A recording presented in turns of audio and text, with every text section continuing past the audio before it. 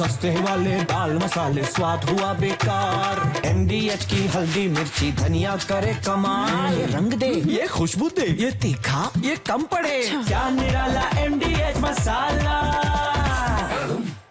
और इस सब के बीच देखिए ईरान में खामनेई सरकार का संकट बढ़ गया है। ईरान छोड़ना चाहते हैं बड़े नेता, ईरान छोड़ना चाहते हैं खामनेई के सहयोगी। अली असगर ने मांगी रूस से शरण। खामनेई के डिप्टी चीफ ऑफ स्टाफ हैं अली असगर।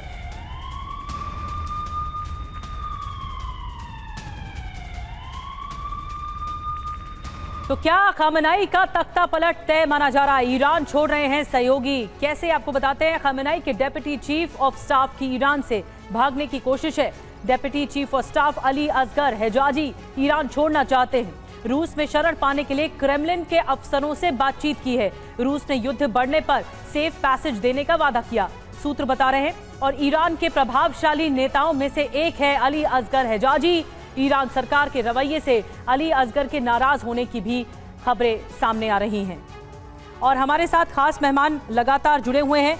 मलिक साहब, मैं आपके पास आ रही हूं इसी सवाल के साथ कि इस वक्त ईरान की जो टॉप लीडरशिप है वो धराशायी होती हुई दिख रही है। एक तरफ इजराइल के हमले हैं जो IRGC पर लगातार वार किए जा रहे हैं और जो सैन्य संघर्ष आगे बढ़ रहा है उसमें ईरान लड़खड़ाता हुआ दिख रहा है और अब एक सेफ पैसेज की मांग कर रहे हैं ईरान के सहयोगी। क्या लगता है आपको कि परिस्थिति ईरान के सामने क्या है? क्या वो सरेंडर करने पर मजबूर होगा या फिर वो पूरी पलटवार के साथ इस लड़ाई को आगे बढ़ाएगा? जी, जो डिप्टी है वहाँ के सुप्रीम लीडर के, ये माना जाता है कि वो पहले से ही सरकार के थोड़े विरोधी रहे हैं और इंटरनली उनकी जो मीटिंग्स होती रही हैं उनमें उनको खुलकर अपने विचार रखते रहे हैं कि हमको समझौता करना चाहिए और समझौते के साथ साथ हमको उन शर्तों पे भी उनको मॉडिफाई करके उन शर्तों के साथ साथ हमें आगे बढ़ना चाहिए।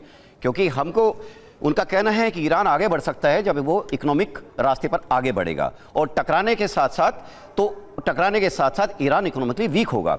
इस विचार के साथ उनका पहले से ही अपनी सरकार के साथ एक छोटा सा विरोध रहा है, बट वो इंटरनली रहा है। अब रही बात यह है कि शरण लेने की, समय के साथ साथ जैसे जैसे युद्ध बढ़ेगा और बहुत से भी नेता ऐसे हो सकते हैं जो पास के जो फ्रेंडली कंट्रीज में अपने शरण लेने की बात करेंगे। अभी बात यह है कि अभी जो मल्टी प्रॉन्ग्ड अटैक चल रहे हैं, अटैक काउंटर अटैक भी चलेंगे और इसके साथ साथ आगे इसकी इंटेंसिटी बढ़ेगी और इंटेंसिटी बढ़ने के साथ साथ इसमें और आपके बहुत सारे ऐसे फैसेट्स हैं जो आगे आपको देखने को मिलेंगे। जैसे कि अभी जो फियर्स जो अटैक चल रहा है उसका एक मकसद है कि ईरान को डायलॉग टेबल पर लाया जाए और अपनी शर्तों को उनको मनवाया जाए। क्योंकि असली जो प्रॉब्लम जो ईरान क्रिएट करता है वो कहता है कि इजराइल को हम एग्जिस्ट करने ही नहीं देंगे और एग्जिस्ट करने ना देने का मतलब है इजराइल का अस्तित्व खतरे में। और उस खतरे को देखते हुए यही उनका रीजन है कि अगर इनको परमाणु बम की तरफ इनको अग्रसर होते हुए देखते हुए कुछ ना किया जाए तो ईरान ऐसे मुकाम पर पहुंच जाएगा जहां पर उसको कंट्रोल करना मुश्किल होगा। और इस बात में कोई अतिशयोक्ति नहीं होगी कि एक दिन ये महाशक्ति बनने के बाद, परमाणु क्लब में आने के बाद, he will not hesitate to attack the nuclear.